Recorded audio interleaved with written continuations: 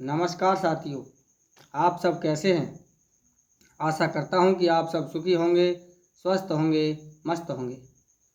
जैसा कि मित्रों आप वीडियो के टाइटल को देखकर समझ ही गए होंगे कि आज हम किस विषय पर बात करने जा रहे हैं।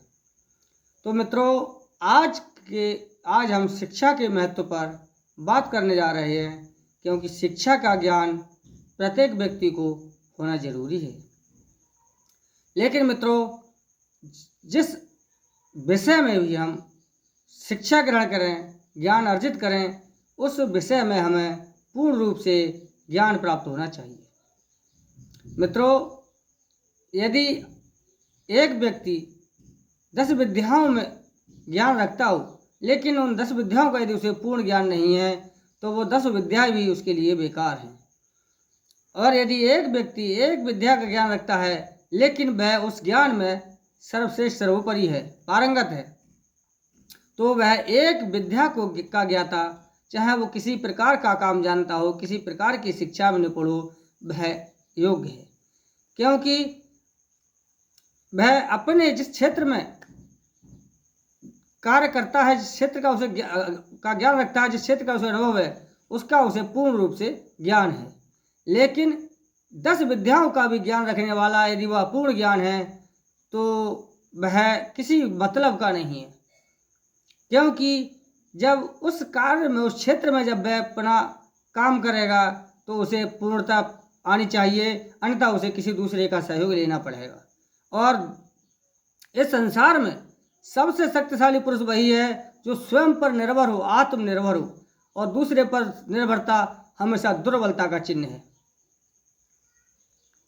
मित्रों, इसके कई प्रत्यक्ष उदाहरण हैं, जिनमें मैं आज कुछ उदाहरण यहाँ प्रस्तुत करता हूँ। महाभारत काल में अभिमन्यु एक विकट वीर योद्धा था, जिसे मारने के लिए कौरव सेनापतियों के लिए 7 महारथियों को इकट्ठा होकर के उसका वध करना पड़ा था। एक महारथी, एक व्यक्ति के लिए मारने को 7 महारथी, वो भी जिनका की पराक्रम विख्यात था, उन्हें इकट्ठा होना पड़ा हो, इतना वीर था अभिमन्यु। जब गुरु द्रोणाचार्य ने चक्रव्यूह की रचना की, तो अर्जुन के लिए भ्रमित करके दूर ले जाया गया, लेकिन अर्जुन के सिवाय पांडवों के पक्ष में कोई भी चक्रव्यूह भेदन की कला नहीं जानता था। तब अभिमन्यु ने ही चक्रव्यूह भेदन के लिए अग्रसर हुआ। लेकिन अभिमन्यु चक्रव्यूह का अंतिम द्वार तोड़ना नहीं जानता था, क्योंकि अभिमन्यु ने ये कला माँ के पेट में ही सीखी थी, जब अर्जुन अपनी पत्नी सुभद्रा के लिए उपदेश दे रहे थे। इस चक्रव्यूह की कला से संबंधित जब बातें बता रहे थे, उस समय अभिमन्यु सुभद्रा के पेट में था। लेकिन जब अंतिम द्वार का वर्णन आया था, उस समय सुभद्रा सो चुकी थी, इसलिए वह अंतिम द्वार का वर्णन भूल गया। उसे अंतिम द्वार का उसे ज्ञान नहीं हो पाया। अतएव मित्रों, जब अभिमन्यु चक्रव्यूह भेदन की कला में पूर्ण रूप से निपुण था, लेकिन अंतिम द्वार तोड़ना न आने के कारण से वह चक्रव्यूह के युद्ध में मारा गया, इसलिए उसका यह ज्ञान उसके काम में नहीं आ सका। दूसरा उदाहरण है अश्वत्थामा, जो कि उन्हीं के गुरु द्रोण का पुत्र था, जिसके पास ब्रह्मस्त्र नामक भयानक अस्त्र भी था। वह अमर भी था। जब अश्वत्थामा ने पांडवों के 5 पुत्रों का वध कर दिया, क्योंकि महाभारत का जो 18वां दिन जो था, युद्ध का अंतिम दिन था, उस दिन दुर्योधन की मृत्यु हो चुकी थी। मृत्यु तो नहीं हुई थी, मतलब दुर्योधन के लिए जब उस इस मरणासन स्थिति में छोड़कर ये चले आए थे, तब वहां पर यह अश्वत्थामा पहुंचा था। तो अश्वत्थामा जब दुर्योधन के पास पहुंचा, तो दुर्योधन ने अपनी अंतिम इच्छा यही जताई कि हे मित्र, तुम्हारे रहते हुए मेरी दुर्दशा हुई है और आप मुझे पांडवों पर विजय नहीं दिला सके। तब अश्वत्थामा ने आश्वासन देकर के आया कि कल मैं आपके लिए 5 पांडवों के सिर आपके चरणों में डाल दूंगा।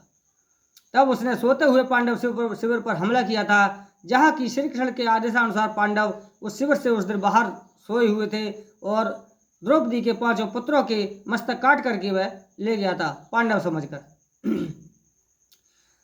तो द्रौपदी अपने 5 पुत्रों की मृत्यु से आहत हुई थी। तब उसने इसके वध की, अश्वत्थामा के वध की प्रतिज्ञा की थी।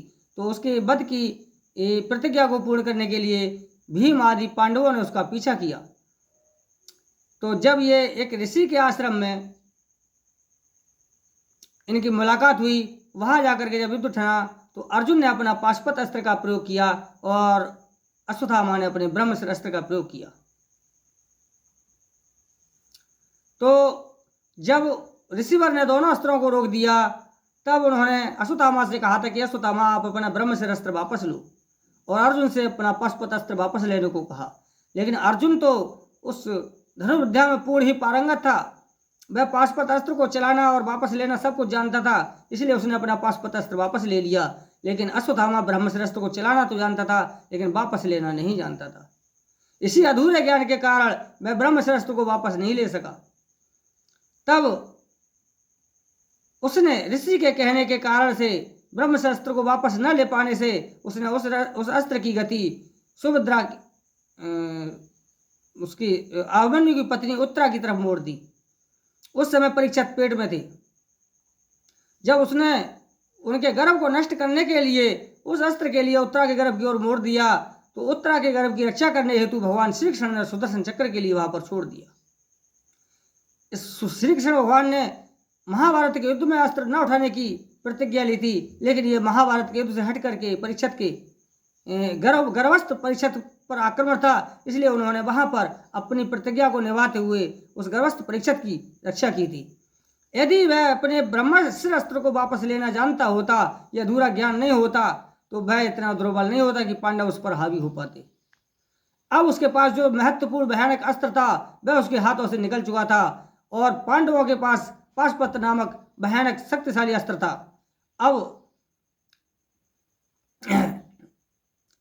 अब जो है जो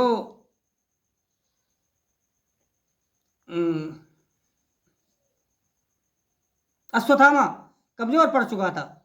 अश्वत्थामा के कमजोर पड़ने पर उसे पांडवों के द्वारा पकड़ लिया गया, और जब उसे मारने की स्थिति आई तो भगवान श्री कृष्ण ने कहा कि यह वरदान पाने के कारण अमर है, फिर दूसरे यह आपके गुरु का पुत्र है, तीसरे ये ब्राह्मण है, इसलिए आप इन समस्त अपराधों से बच जाएंगे। इसमें न तो आपको ब्रह्म हत्या लगेगी, और न ही गुरु पुत्र की हत्या होगी, और न ही वरदान की मिथ्या होगा। इसलिए आप ऐसा करिए, इसके मस्तक में जो मणि लगी हुई है इस मणि को निकाल लीजिए, और ये घाव इसके लिए जीवन भर कलंक के रूप में से अपने अपराधों का याद दिलाता रहेगा। मित्रों, पांडवों ने यही किया। तो अधूरे ज्ञान के कारण ही अश्वत्थामा की ये दुर्गति हुई थी। मित्रों, मैं एक और दृष्टांत कहता हूँ कि इसके पीछे एक और उदाहरण कहता हूँ कि एक बार एक व्यक्ति एक किसी संत के आश्रम में पहुंचा, और उसने उस संत महोदय से अपने लिए कोई ऐसा मंत्र देने को कहा जिससे कि वो बिना करे ही वह अपनी इच्छाओं की पूर्ति कर सके। उन्होंने एक मंत्र बता दिया। उस मंत्र के प्रयोग से वह व्यक्ति ने जब उस मंत्र का प्रयोग किया तो एक जिंद प्रकट हुआ, और जिंद ने कहा कि बोल मेरे आका, आपको क्या चाहिए। तो उसने कहा कि मुझे ये चाहिए। उसने तुरंत वो ला करके दे दिया। उसने कहा कि फिर तुरंत कोई काम बताइए, तो मुझे ये चाहिए, वो ला कर दे दिया। ये उस जिंद ने कहा कि मुझे कोई ना कोई काम बताते रहो, यदि मैं खाली रहा तो तुम्हें खा जाऊंगा। अब उसने जितने भी उसके दिमाग में काम थे काम बताता गया, लेकिन आखिर क्या हुआ कि अब वो क्या बताए, वो बड़ा परेशान था। वो बहुत ही परेशान था। वो बोला कि अब मैं क्या करूं। तो उसने कहा कि भाई एक पेड़ खड़ा था कि इस पेड़ पर चढ़ और उतर, मैं तब तक तुम्हें कोई दूसरा काम बताता हूं। अब वो जिन उस पेड़ पर चढ़ने उतरने लगा, वह तुरंत उसी संत महोदय के पास पहुंचा कि हम महोदय मेरी रक्षा करो, जिंद मेरे ऐसे इस प्रकार से पीछे पड़ा है। तो उन्होंने कहा अच्छा। अब जिंद 2-4 बार तो उस पेड़ पर चढ़ा उतरा, तो लेकिन जिंद ने सोचा कि मैं इसे कब तक चढ़ूंगा उतरूंगा, उसने उस पेड़ को ही गिरा दिया। जब वह पेड़ गिर गया, अब जिंद भागा भागा फिर आया, बोले मुझे कोई काम बताओ, नहीं तो मैं तुझे खा लूंगा। लेकिन वह अपने गुरु उस संत की शरण में जा चुका था।